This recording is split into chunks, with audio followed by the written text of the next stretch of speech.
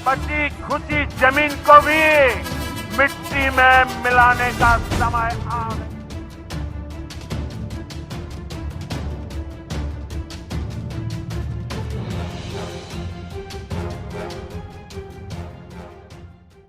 Operation सिंदूर में सरकार ने सेना को खुली छूट दी थी, मगर यह भी हिदायत थी कि जब तक आदेश नहीं मिलता एलओसी को पार नहीं करना है।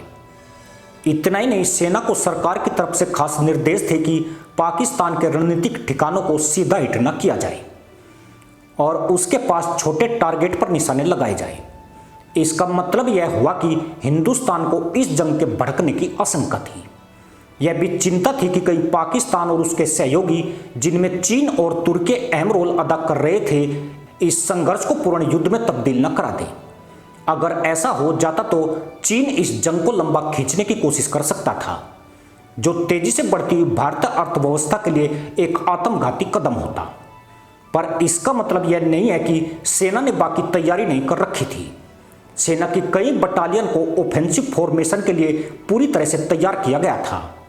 अगर जरूरत पड़ती तो पाकिस्तान और पीओके की जमीन पर घुसा जाता और कब्जा भी किया जाता। ऑपरेशन सिंदूर से पहले ही सेना ने ऐसा प्लान तैयार कर लिया था कि अगर वो अमल में आता तो आज पाकिस्तान का नक्शा ही नहीं बदला मिलता, बल्कि पीओके भी भारत का हिस्सा होता। पीओके पर कब्जे के लिए सेना का ऑफेंसिव फॉर्मेशन भी पूरी तरह तैयार था और सिर्फ इंतजार हो रहा था दिल्ली से आने वाले एक फोन कॉल का। आदेश मिलते ही पीओके पर धावा बोल दिया जाता।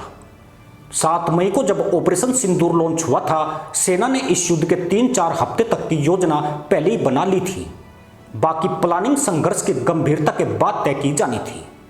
सरकार और सेना इस विचार पर एक मत थी कि अगर पाकिस्तान ने युद्ध को भड़काने का प्रयास किया तो भारत इस बार पीओके में भीतर तक घुसकर इस इलाके पर तिरंगा फहराएगा। दरअसल सेना ने सरकार के सामने क्लियर कर दिया था कि वह पराक्रम के लिए रेडी है। उन्हें जो आदेश मिलेगा वह उसे अचीव करेंगे। दरअसल भारतीय सेना कार्रवाई के हिसाब से 2 फॉर्मेशन में बटी होती है, एक डिफेंसिव फॉर्मेशन और दूसरी ऑफेंसिव फॉर्मेशन। ऑफेंसिव में भी 2 अलग अलग तरह की फॉर्मेशन होती है, जिसमें एक दुश्मन से लड़ाई लड़ती है और दूसरी दुश्मन के इलाके में घुसकर कब्जा करती है। सेना ने इस फॉर्मेशन को हाई अलर्ट मोड पर रखा हुआ था और उसे हिदायत दी गई थी कि जैसे ही ऊपर से फोन आएगा उन्हें अपना मिशन शुरू कर देना है।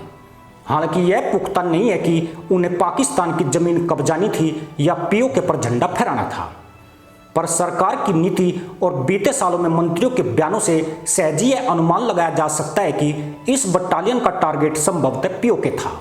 सेना जानती थी कि पीओके पर नियंत्रण और पाकिस्तान को ध्वस्त करने का ऐसा मौका जल्दी नहीं आएगा। इतना ही नहीं, पाकिस्तान से बलूचिस्तान को अलग करने के लिए तजाकिस्तान के फरकोर एयरबेस को भी अलर्ट मोड पर कर दिया गया था। यानी भारत ने अपनी तरफ से जबरदस्त तैयारी की थी। लेकिन समस्या यह थी कि भारत अपनी ओर से ऐसी गलती नहीं करना चाहता था जिससे दुनिया में उसकी आक्रमणकारी की छवि बने। भारत केवल मौके की तलाश में था और ऐसी परिस्थिति उत्पन्न करने की कोशिश में था जिसमें पाकिस्तान कोई बड़ी गलती करे और फिर पूरी ताकत से लक्ष्य को हासिल किया जाए। यह भी एक वजह थी कि ऑपरेशन सिंदूर के दौरान इंडियन नेवी को सिर्फ अलर्ट करके छोड़ दिया गया था और फाइनल ऑर्डर यानी फाइनल असोल्ट का इंतजार करने को कहा गया। कैबिनेट कमेटी ऑन सिक्योरिटी व रक्षा और खुफिया नेतृत्व के साथ बातचीत में यह सवाल नहीं था कि हमें जवाबी कार्रवाई करनी चाहिए या नहीं करनी चाहिए। बातचीत सिर्फ एक बात पर केंद्रित थी कि कहां और कब कार्रवाई करनी है। पीएम मोदी को इस बात की परवाह नहीं थी कि पाकिस्तान के सेना प्रमुख जनरल असीम मुनीर एक जिहादी हैं और परमाणु बटन पर उनकी उंगली है। बताया जाता है कि 7 मई से पहले ही तय हो चुका था कि अगर पाकिस्तान ने ज्यादा मुल्लागर्दी दिखाई तो फिर सेना को टारगेट अचीव करने की खुली छूट दी जाएगी। भारत ने यह भी ध्यान रखा कि चीन और तुर्की पाकिस्तान के साथ खड़े हैं। चीन सीमा पर बड़ी संख्या में भारतीय सैनिक तैनात हैं। पश्चिम फिर से पाकिस्तान का डर फैलाने से डर रहा है, लेकिन इनमें से किसी बात ने भारत के संकल्प को कम नहीं किया। पाकिस्तान के पास भूमि सीमा पर एक मोर्चा खोलकर युद्ध के मैदान को व्यापक बनाने के सीमित विकल्प थे।